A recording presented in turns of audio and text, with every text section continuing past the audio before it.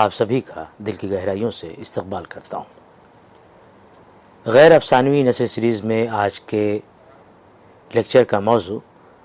خواجہ حسن نظامی کی انشائیہ نگاری اور جھینگور کا جنازہ ایک تجزیہ ہے۔ اس موضوع کے تحت خواجہ حسن نظامی کی انشائیہ نگاری کی خصوصیات کو سمجھنے کی کوشش کریں گے، اور اس کے ساتھ ساتھ ان کا ایک بہت مشہور انشائیہ ہے جھینگور کا جنازہ، اس کا متن پیش کریں گے اور متن کے ساتھ ساتھ اس کا ایک تجزیہ کرنے کی کوشش کریں گے۔ تو لیکچر کے پہلے حصے میں یہ دیکھنے کی کوشش کریں گے کہ خواجہ حسن نظامی کی نثر کا انداز کیسا ہے، ان کی جو انشائیہ نگاری ہیں ان کے اجزاء ترکیبی کیا ہے اس انشائیہ نگاری کے، اور دوسرے حصے میں جھینگور کا جنازہ جو ان کا مشہور انشائیہ ہے اس کا تجزیہ کرنے کی کوشش کریں گے۔ اردو کے انشا پرداز کی حیثیت سے خواجہ حسن نظامی کو جو شہرت و مقبولیت حاصل ہے وہ محتاج بیان نہیں۔ ان کی تحریروں کی جو نمایاں خصوصیات ہیں ان میں سادگی، سلاست ہے، اور یہ جو سادگی ہے اس سادگی میں پرکاری ہے۔ وہ بھاری بھرکم الفاظ استعمال نہیں کرتے، سامنے کے الفاظ سے انتہائی فنکارانہ انداز میں بات سے بات پیدا کرتے چلے جاتے ہیں۔ انہوں نے مختلف موضوعات پر لکھا ہے اور خوب لکھا ہے۔ ان کی تحریریں آپ دیکھیں کہ تاریخ پر بھی ملتی ہیں، اسلامیات پر بھی ملتی ہیں، تصوف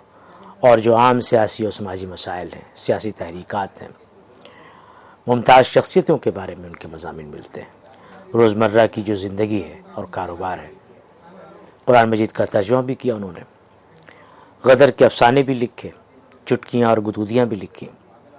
روزنامچہ اس انداز میں تحریر کیا کہ ہر کس و ناکس کے سمجھ میں آ جائے۔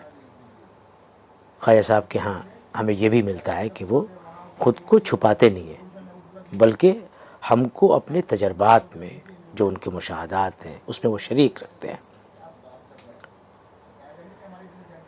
ان کے جو ملنے والے ہیں، ان کا جو دائرہ کہنا چاہیے کہ جو ان کا رشتہ ہے وہ عام لوگوں سے بھی ہے اور خواص سے بھی ہے۔ اگر وہ اپنے روزنامچوں میں ایک طرف نظام حیدرآباد کا ذکر کرتے ہیں تو آپ وہ دیکھیں گے کہ وہیں دوسری طرف وہ اپنے جو آس پاس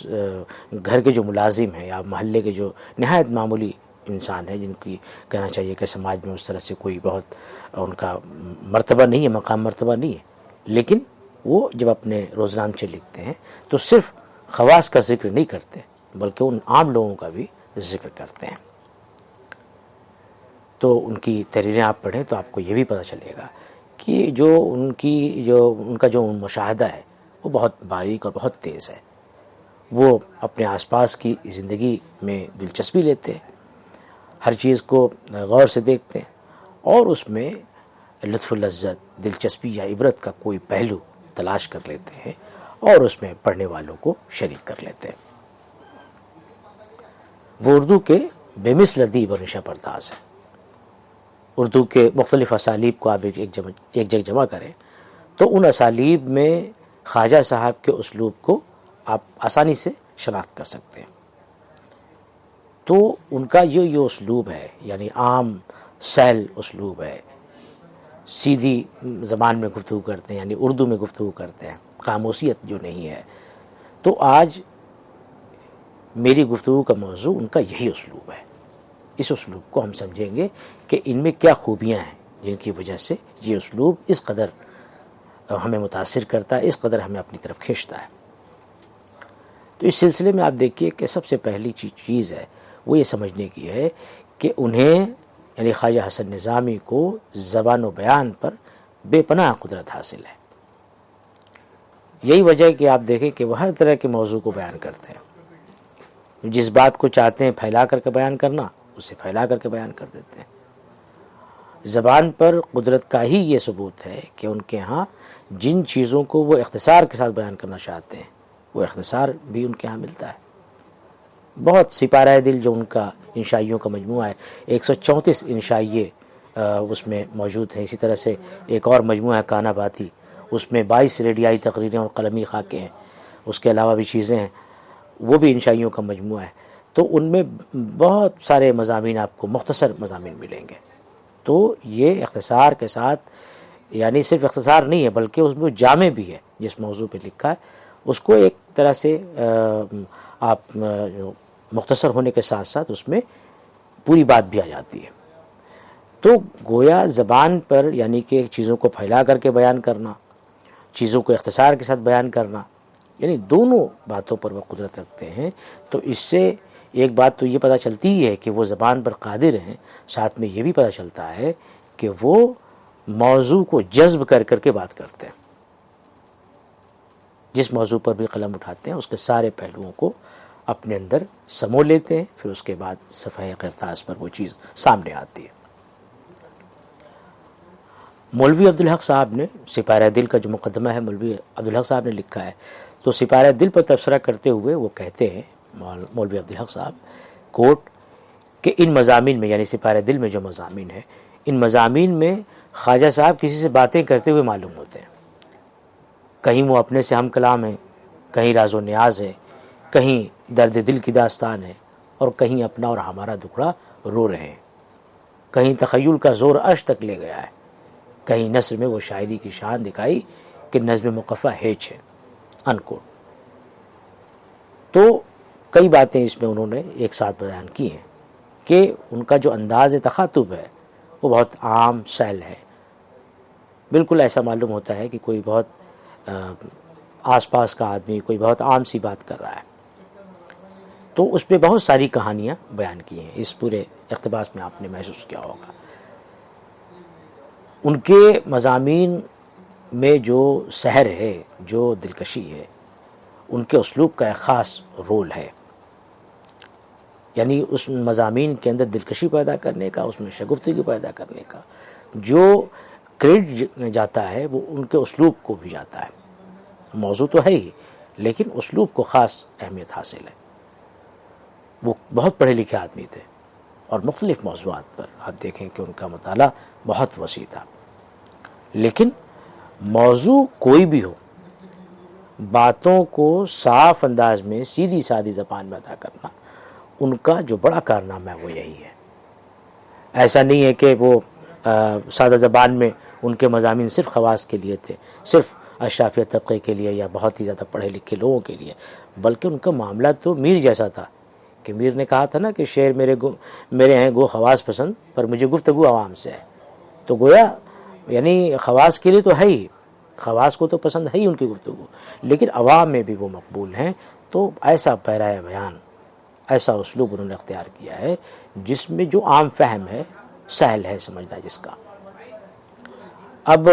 ان کا ایک مضمون ہے، یہ جو بات میں آپ سے کر رہا ہوں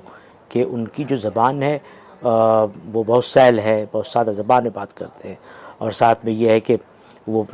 عام سی جو چیز دکھنے والی ہے اس میں کوئی نیا پہلو تلاش کر لیتے ہیں۔ تو اس کو ایک مضمون کے حوالے سمجھیے کہ ان کا ایک مضمون ہے ہچکی۔ اس مضمون کا تجزیہ کرتے ہوئے پروفیسر شارف ردولوی نے لکھا ہے کہ یہ جو ایک تو کہ 2 صفحے کے اس مضمون میں ہر ہچکی پر ایک نیا رخ سامنے آتا ہے، یہاں تک کہ جو آخری ہچکی ہے وہ زندگی کی آخری ہچکی بن جاتی ہے، اور شاہجہاں و سیاد کائنات کے ذرے ذرے میں پوشیدہ خالق عالم کی شکل اختیار کر لیتے ہیں۔ وہ آگے یہ بھی لکھتے ہیں کہ اس مضمون میں جو سادگی، قطعیت، اختصار اور گداز ہے وہ کسی دوسری جگہ مشکل سے نظر آئے گا۔ آپ یہ جانتے ہیں، جو شارف صاحب نے یہ بات بتائی اس سے آپ اچھی طرح سے واقف ہیں کہ ماہرین فن نے سادگی کو، قطعیت کو، اختصار کو، گداز کو اسلوب کا جوہر قرار دیا ہے۔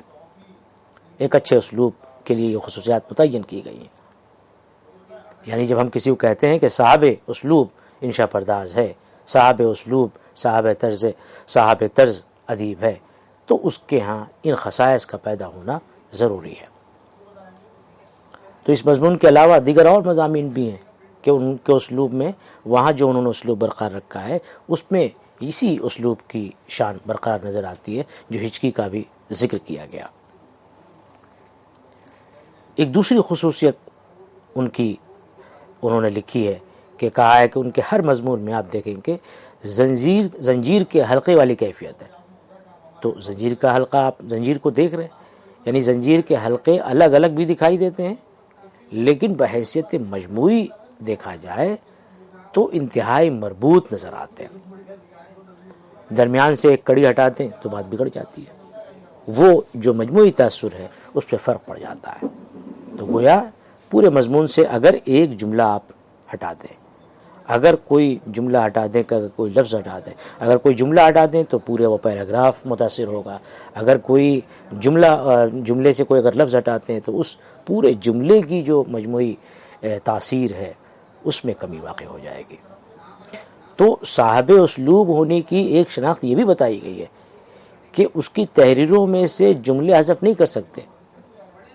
کہ اگر کمی بیشی کریں گے تو تاثر میں کمی واقع ہو جائے گی۔ خواجہ صاحب کی یہ خصوصیت ایسی ہے کہ قاری سے پورا مضمون پڑھوا لیتی ہے، قاری درمیان میں نہیں چھوڑ پاتا کیونکہ اس کا تجسس برقرار رہتا ہے۔ ان کا ایک مضمون ہے لیمپ، اسی میں سپارہ دل میں ہی یہ مضمون ہے، تو اس کا اقتباس یہاں میں پیش کرنا چاہتا ہوں۔ اس سے آپ کو اس پورے ارتباط کا، اس ہم آہنگی کا، اس جس ارتباط کا میں ذکر کر رہا ہوں کہ زنجیر کے حلقے والی بات، کہ اسے آپ الگ نہیں کر سکتے۔ کہتے ہیں کوٹ، لیمپ ایک ڈبیا کا نام ہے، خواہ وہ لوہے کی ہو یا کانچ کی، اس میں تیل بھر دیتے ہیں اور بیچ میں بتی اٹکا دیتے ہیں، مچھر اس پر پھر اس پر کانچ کی چمنی لگا دی جاتی ہے۔ یہ روشنی کا حجاب ہے، اس کے اندر بی بتی، اب دیکھیے گا، اس کے اندر بی بتی نئی روشنی کا تاج سر پر رکھ کر ملک ظلمات فتح کر کے حکومت کرتی ہے۔ پروانے بیچارے اس روشن تاج کے دیوانے ہیں، دوڑ دوڑ کر جاتے ہیں اور کانچ کے سفید پردے سے ٹکرا کر گر پڑتے ہیں۔ پچھلے زمانے میں شمع کے رخ پر جو حجاب لٹکایا جاتا تھا وہ دور سے اور نزدیک سے پردہ ہی معلوم ہوتا تھا، مگر آج کل چونکہ دنیا ہی دھوکے کی ہے، یہ پردے بھی دھوکے کی ٹٹی ثابت ہوتا ہے۔ ننھے سے پرندے کو روشنی میں حجاب نظر آتی ہے، لیکن جب قریب جاتا ہے تو غریب مایوس ہو کر گر پڑتا ہے اور منزل تک نہیں پہنچ پاتا۔ تو اس میں کئی چیزیں ہیں، ایک تو سادگی بے پناہ ہے، اس میں ایک دلکشی ہے، آپ پڑھتے جائیں ایسا معلوم ہوتا ہے کوئی سامنے چیز بیان کی جا رہی ہے، سامنے بات چیت کا جو انداز مولوی عبدالحق صاحب نے ابھی کچھ دیر پہلے جو اقتباس گزرا اس سے ہمیں اندازہ ہوا، تو اسے پڑھتے ہوئے بھی ہمیں یہ محسوس ہوتا ہے کہ بالکل سامنے کی چیز اور بہت ہی مربوط انداز میں باتیں بیان کی گئی ہیں۔ اس میں ایک چیز اور بھی ہے، اس میں اور ان کے تمام انشائیوں میں انہوں نے اس بات کی بڑی کہنا چاہیے کہ ان کی فکر کا ایک ایسا حصہ بن گیا ہے تصوف اور عشق الہی، کہ وہ اس چیزوں کو اس میں پیش کرتے ہیں، اور دوسری بات یہ کہ دنیا کی جو بے ثباتی ہے، دنیا کے اندر جو علائش ہے، ان کو وہ نشان زد بھی کرتے جاتے ہیں۔ اب اسی میں اخیر میں جو جملہ تھا کہ پچھلے زمانے میں شمع کے رخ پر جو حجاب لٹکایا جاتا تھا وہ دور سے اور نزدیک سے پردہ ہی معلوم ہوتا تھا، مگر آج کل چونکہ دنیا ہی دھوکے کی ہے، تو اب یہاں ان کا اپنا شخصی رد عمل بھی سامنے آ رہا ہے، جو کہ انشائیہ کی ایک بہت بڑی صفت ہے، اس کی ایک بڑی خوبی ہے کہ اس میں انشائیے میں اگر یہ شخصی رد عمل کا اظہار نہیں ہو رہا تو وہ انشائیہ نہیں ہے۔ ڈاکٹر وزیر آغا کی مثال میں نے انشائیہ کے حوالے سے جو گفتگو ہوئی ہے اس کو آپ دیکھ لیں کہ بہت ساری خصوصیات بیان کی، ایک تحریر جو انشائیہ کہی جا سکتی ہے اس میں کیا خصوصیات ہونی چاہیے، اس میں ایک بہت بڑی خوبی بتائی گئی کہ اس میں انشائیہ نگار کا شخصی رد عمل ظاہر ہوتا ہے۔ تو یہاں آپ دیکھیں کہ وہ دنیا کو کیا سمجھتے ہیں، ان کا اپنا رد عمل سامنے آتا ہے۔ ایک الگ خوبی انشائیہ نگار کی کیا بتائی گئی ہے، وہ یہ بتائی گئی ہے کہ بات سے بات پیدا کرنے کا جو ہنر ہے، یعنی بات از خود پیدا ہو، ایسا نہ محسوس ہو کہ اسے زبردستی اس موضوع بنایا جا رہا، بات کا حصہ بنایا جا رہا۔ خواجہ صاحب کے ہاں یہ چیز آپ کو ملے گی، یہ خوبی کہ وہ بات سے بات پیدا کرتے ہیں، وہ ہماری زندگی کے بالکل سامنے کی باتوں میں نئے پہلو دیکھتے ہیں اور ان سے قاری کو متعارف کراتے ہیں۔ ان نئے پہلوؤں میں آپ دیکھیں کہ دنیا جہاں کا فلسفہ بھی ہے،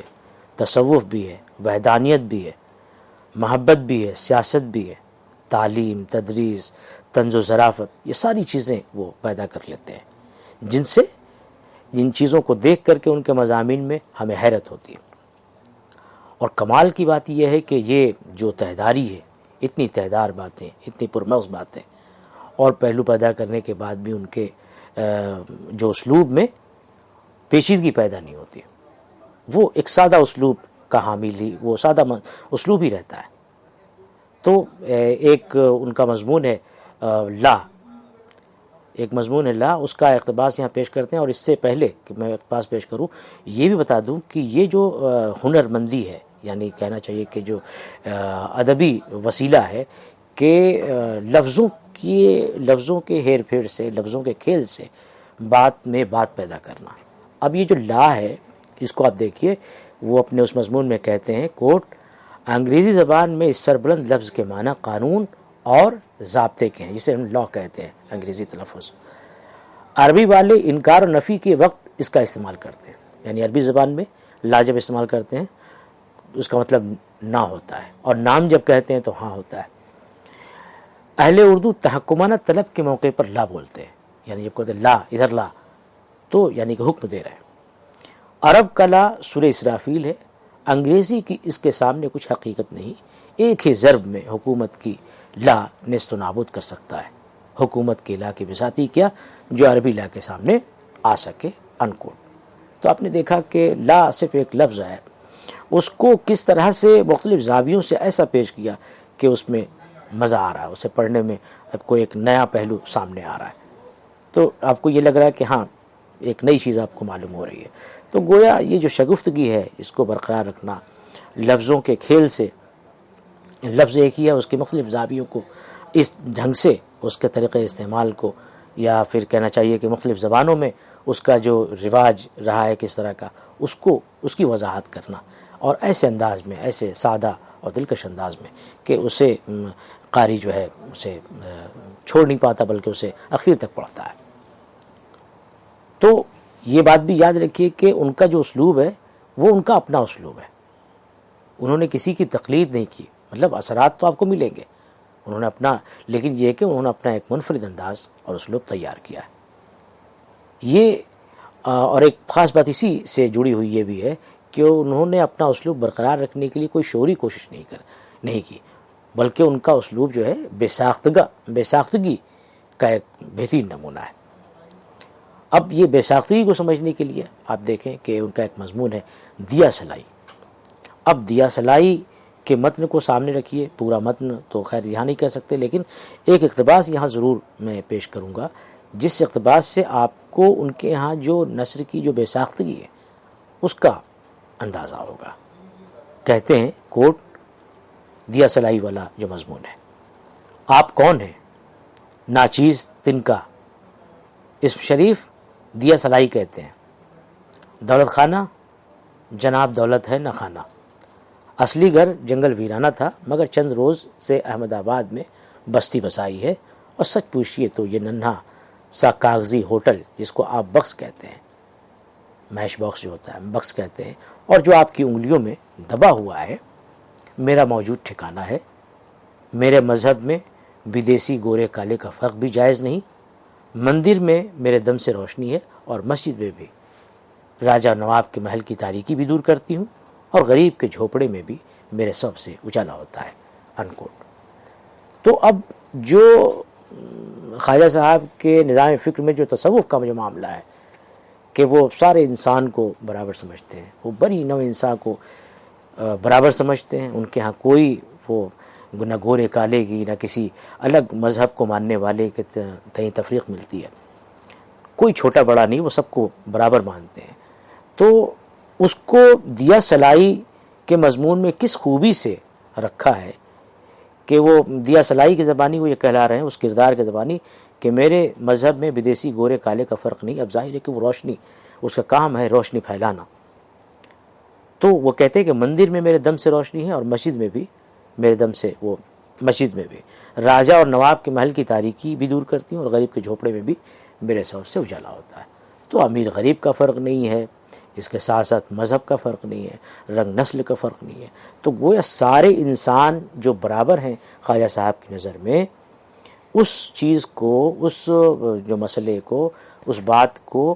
کس خوبی سے افسانے کی شکل میں، انشائیے کی شکل میں دیا سلائی میں بیان کیا ہے، یہ دیکھنے والی چیز ہے. اور یہ معاملہ ان کا پورا مطلب کہنا چاہیے کہ وہ کہیں بھی کوئی بات کرتے ہیں تو آپ یہ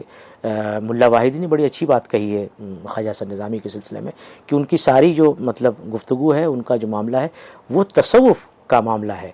ان کے ہاں جو فکری طور پر جو بہت بڑی چیز ہے وہ ہے تصوف کا معاملہ. تو ان کی تحریر میں اس چیز کو بہت زیادہ اہمیت حاصل ہے. خواجہ صاحب کے اسلوب میں یہ بات نہیں ہے کہ وہ خاص طرح کے الفاظ اور تراکیب یا اصطلاحات استعمال کرتے ہیں. ان کا اسلوب ان ظاہری چیزوں سے عبارت نہیں ہے، بلکہ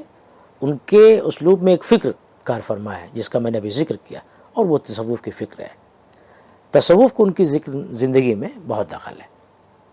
وہ ایک درد مند دل لے کر کے پیدا ہوئے تھے،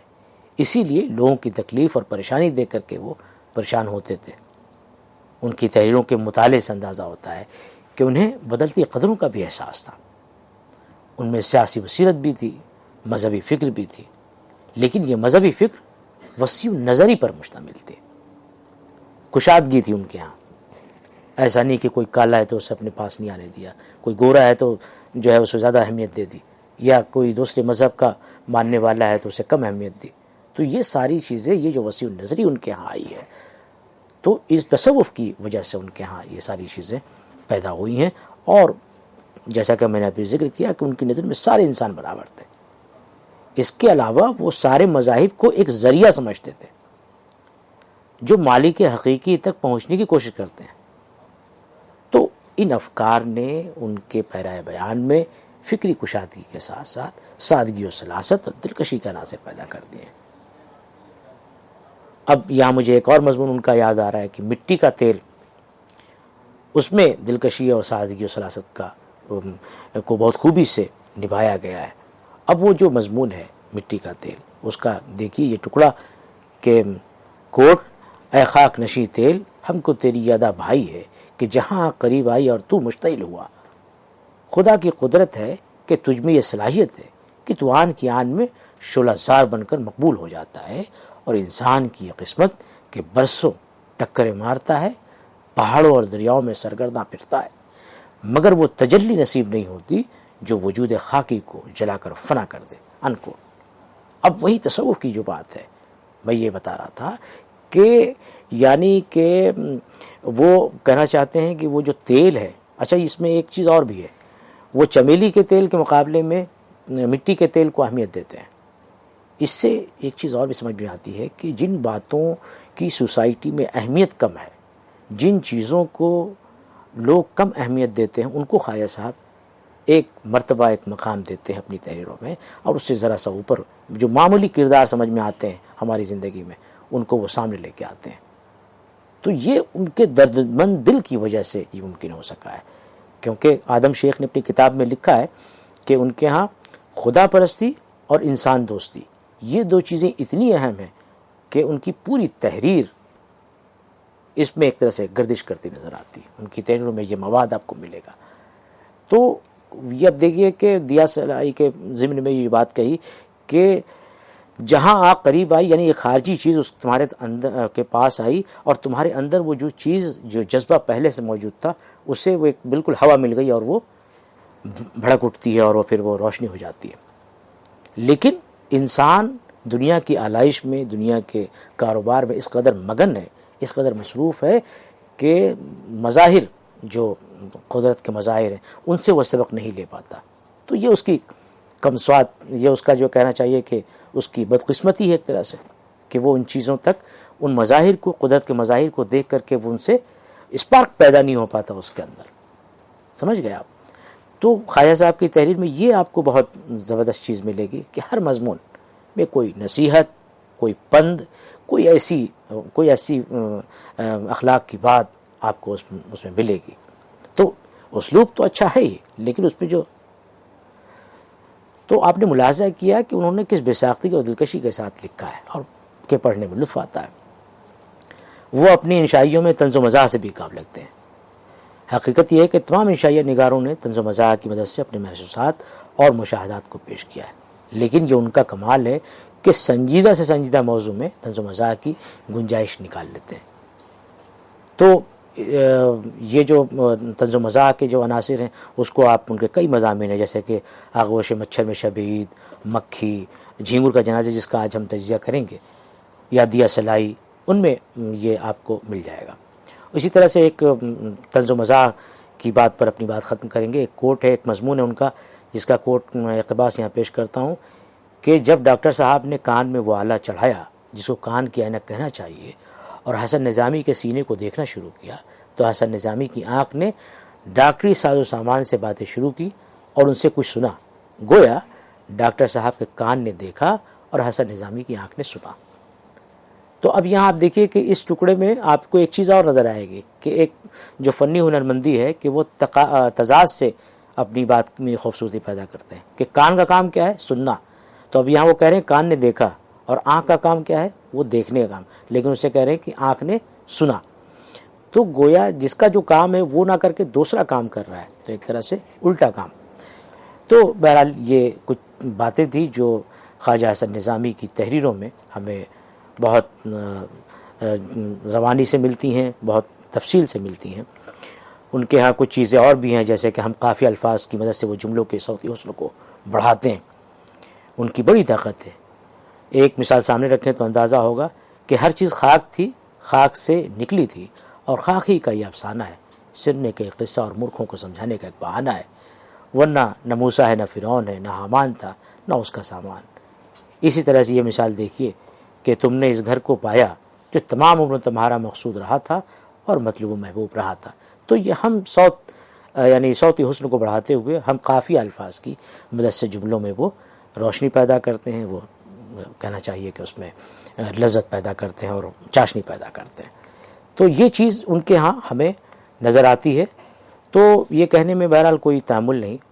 بلکہ ایک عالم السرور کا یہ آخری اقتباس میں پیش کروں کہ ان کی نثر کے حوالے سے انہوں نے لکھا کہ ان کی نثر کی شعریت اور کیفیت پر وہ زور دیتے ہیں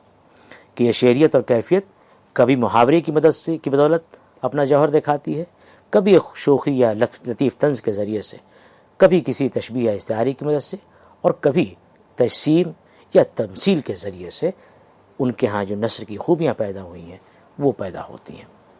تو غرض یہ کہنے میں کوئی تعمل نہیں کہ خواجہ صاحب نے اپنی خاص اسلوب میں روزمرہ کی زندگی سے متعلق متعدد موضوعات کو اس سلیقے سے بھرتا ہے کہ اس میں ہمیں ایک نیا پن نظر آتا ہے۔ ہمیں محسوس ہوتا ہے کہ شاید اس سے پہلے ہم نے اس چیز کو نہیں دیکھا تھا یا اس پہلو سے نہیں دیکھا تھا۔ تو یہ اسلوب کے کئی عناصر سے مل کر ان کے ہاں ترتیب پاتا ہے، جس میں روزمرہ بھی ہے، افعال کی کثرت بھی ہے، طنز و مزاح بھی ہے، ہم صوت قافیہ ہے، اعادہ الفاظ ہے، تشبیہ ہے، استعارہ ہے، تمثیل ہے، اور تجسیم وغیرہ اس میں شامل ہیں۔ ان ادبی وسائل سے تصوف کے نکات کو بھی وہ واضح کرتے چلے جاتے ہیں، لیکن اس طرح کہ ہمیں معلوم ہوتا ہے کہ کوئی کہانی ہے جو سنائی جا رہی ہے۔ تو یہ بات بہت دلچسپ ہے کہ ان کے اسلوب میں اردو پن ہے۔ یہ اردو پن وہی ہے جس کا سرا جو ہے میر امن دہلوی کی نثر سے ملتا ہے، کیونکہ اس میں قاموسیت نہیں ہے۔ ایسا نہیں ہے کہ عربی فارسی کے الفاظ تراکیب سرے سے نہیں ہے، لیکن ضرورت کے مطابق کام لیا گیا ہے۔ تو خواجہ حسن نظامی نے محمد حسین آزاد، شرر اور اکبر سے اثرات کا ذکر کیا ہے کہ ان کی نثر پڑھیں، تو اثرات کے اثرات تو کہیں ان کی تمثیل میں تجسیم میں مل جاتے ہیں۔ شرر کے ہاں جو عاشقانہ اور شاعرانہ مضامین ہیں ان سے انہوں نے اثر قبول کیا ہے، لیکن صرف فضا بندی سیکھی ہے وہاں سے۔ اکبر کی جو بدلہ سنجی ہے اور شوخی کا رنگ ہے وہ خواجہ صاحب کے ہاں آپ کو ملے گا، لیکن ان کی نثر پڑھتے ہوئے ہمیں میر امن اور مرزا غالب کی نثر کی یاد آتی ہے۔ تو بہرحال جب بھی اردو انشائیوں کا ذکر ہوگا تو اس میں خواجہ صاحب کی انشائی نگاری کا ضرور ذکر ہوگا۔